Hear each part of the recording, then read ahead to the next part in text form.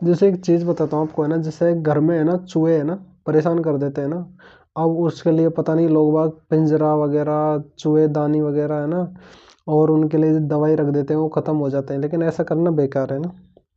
लेकिन मैं मानता हूँ जैसे चूहे है ना अगर ज़्यादा हो जाए तो प्रॉब्लम क्रिएट कर सकते हैं ना।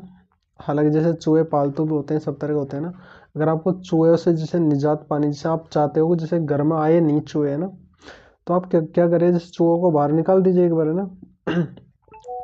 फिर उसके बाद आप एक काम करिए ना, जैसे जो घर का गेट होता है ना उस पे आप काली मिर्च का पाउडर, जैसे आपको लगता है कि जहाँ जहाँ पर चूहे आ सकते हैं वहाँ पर काली मिर्च का पाउडर आता है ना, वो आप थोड़ा थोड़ा वहाँ पर डाल दीजिए, चूहे अपने आप ही गायब हो जाएंगे, वहाँ से आएंगे नहीं दोबारा।